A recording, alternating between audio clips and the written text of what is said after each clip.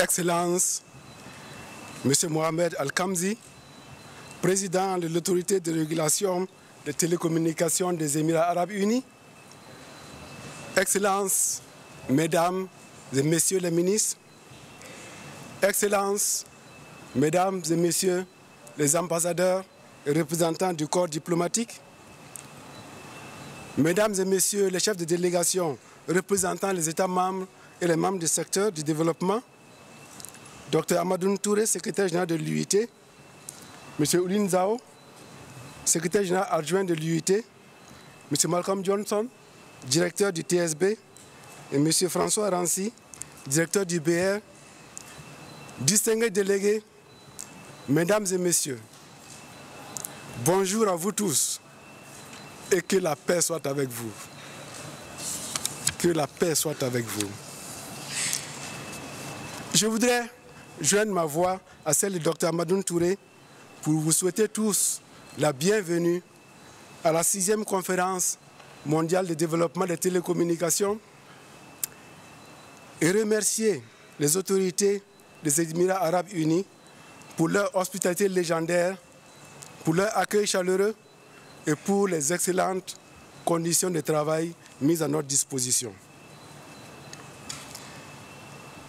Excellences, Mesdames et Messieurs,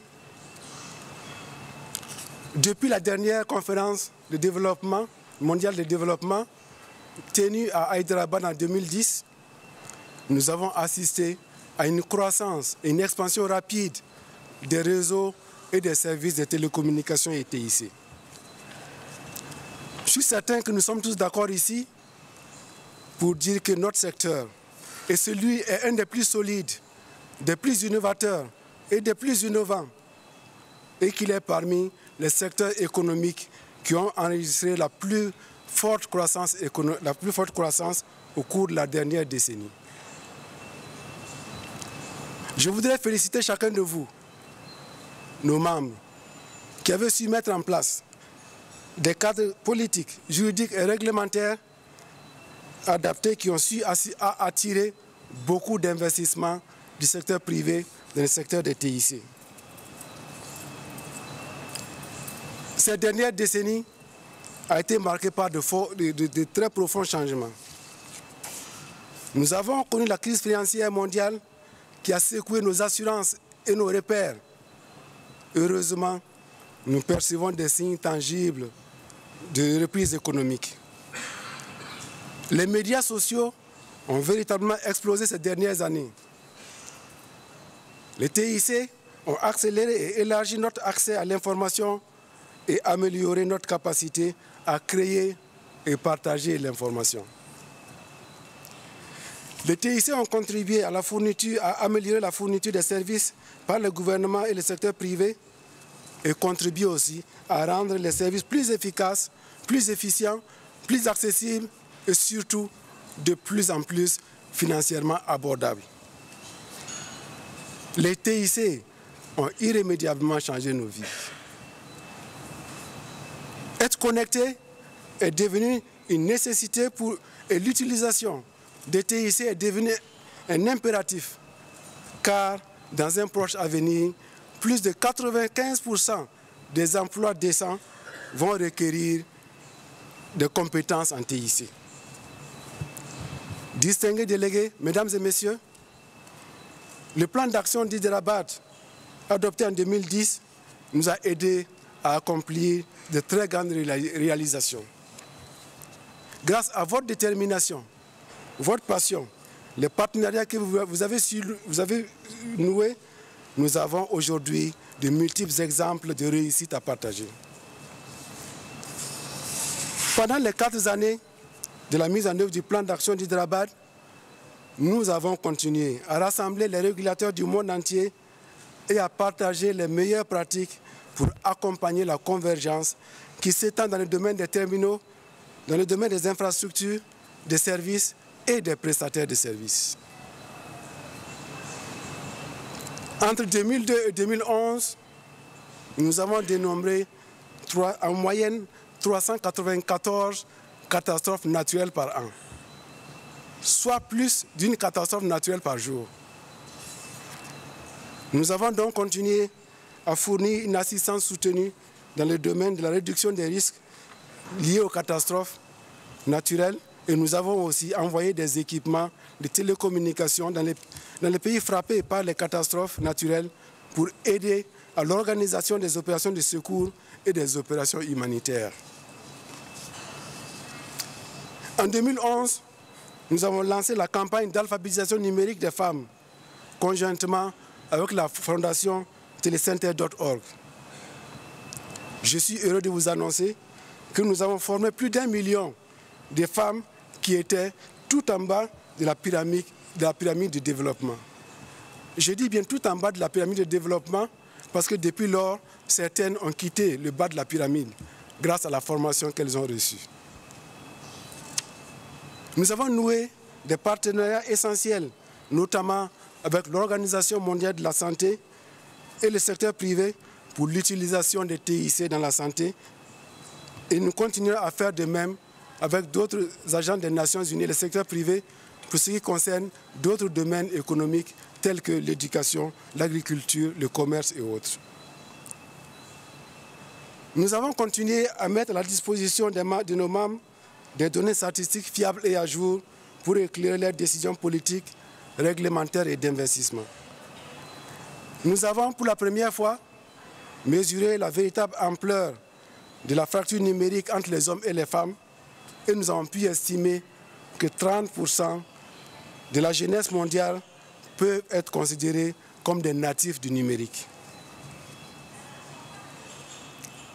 Les pertes économiques globales dues à la cybercriminalité ont été estimées entre 300 et 3 000 milliards de dollars des États-Unis. Il est estimé que plus d'1 million de photos et d'images des enfants susceptibles d'abus d'exploitation sexuelle sont actuellement en ligne. Instaurer la confiance et la sécurité dans l'utilisation des TIC demeure donc une de nos plus grandes priorités.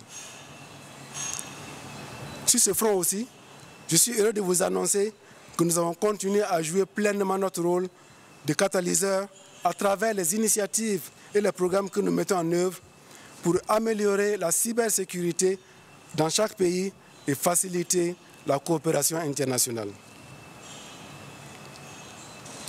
Nous avons apporté une assistance à plus de 30 pays dans le domaine de la transition de la radiodiffusion analogique à la radiodiffusion numérique et à plus de 43 pays dans le domaine de la gestion du spectre des fréquences.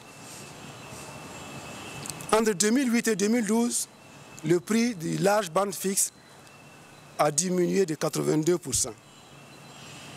Nous avons continué à accompagner les pays dans l'établissement des stratégies et des plans directeurs pour le déploiement des infrastructures et des services large bande.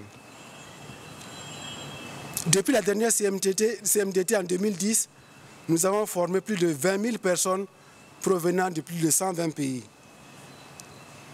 J'ai personnellement lancé 3 grandes initiatives sur lesquelles je reviendrai quand je présenterai le rapport sur la mise en œuvre du plan d'action d'Hyderabad. Mais déjà, je peux ici affirmer qu'ensemble, nous avons apporté de véritables changements dans la vie des habitants de notre planète. Cela est une mission qui nous fait honneur et nous devons tous être fiers de ce que nous avons accompli ensemble. Toutefois, malgré ces progrès, des défis importants demeurent. En effet, 92% de ceux qui ne sont pas encore connectés à Internet sont dans les pays en développement. Ils n'ont aucune idée de ce qu'est Internet. Ils ne savent même pas que les TIC peuvent changer leur vie. Notre mission est donc loin d'être achevée et c'est pour cela que nous sommes ici aujourd'hui.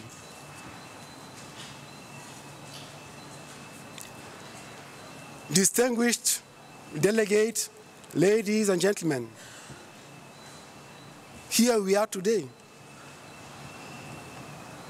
Here in Dubai, one of the most beautiful cities in the world, we must take a bold decision to continue to work together to promote digital inclusion and empowerment of people, including youth, elderly, persons with disability, and other vulnerable groups of society. Here in Dubai, home of Burj Khalifa, the world's tallest building in the world, we must commit. We must commit here to reinforce the public-private sector, the public-private sector partnership, and explore innovative possibilities for development to overcome the challenges. To me, challenges are nothing but opportunities. As the late Nelson Mandela said in 2009, information and communication technologies are the single most powerful tool we have for human progress. Let us together work to put this powerful tool in the hands of ordinary people. Shukran jazilan. Assalamu alaikum wa rahmatullahi wa barakatuh.